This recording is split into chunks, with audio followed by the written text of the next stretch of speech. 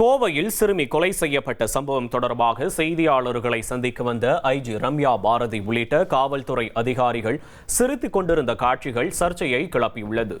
சூலூரில் கடந்த மே 22ஆம் தேதி காணாமல் போன 10 வயது சிறுமி மறுநாள் மாலை அருகில் இருந்த குளக்கரையில் படுகாயங்களுடன் சடலமாக மீட்கப்பட்டார். இந்த சம்பவம் தமிழ்நாட்டையே அதிர்ச்சிக்குள்ளாக்கியது. இந்த வழக்கில் கார்த்தி மற்றும் அவரது நண்பர் மோகன்ராஜ் ஆகிய இருவரை போலீசார் கைது செய்தனர்.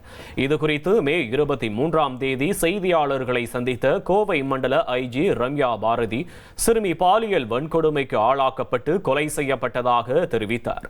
அந்த செய்தியாளர் சந்திப்பு தொடங்குவதற்கு முன்பு ஐஜி ரம்யா பாரதி மற்றும் காவல்துறை உயர் அதிகாரிகள் சிரித்துக் கொண்டிருந்த காட்சிகள் வெளியாகி சமூக வலைதளங்களில் கடும் கண்டனங்கள் எழுந்துள்ளன. 1,28,00,000 மனங்களை வென்ற தந்தி டிவி யூடியூப் சேனல். தவிர்க்க முடியாத தம்ப்நெயில், கலக்கலான கான்டென்ட்ஸ். நீங்களும் இந்த குடும்பத்தில் இணைய இப்பவே சப்ஸ்கிரைப் பண்ணுங்க. அசுரபலம் கொண்ட எங்கள் டிஜிட்டல் கரங்களில் உங்கள் விளம்பரங்களை சேர்க்க வாட்ஸ்அப் பண்ணுங்க. 8939888378. Email advtthanditv@dttv.in.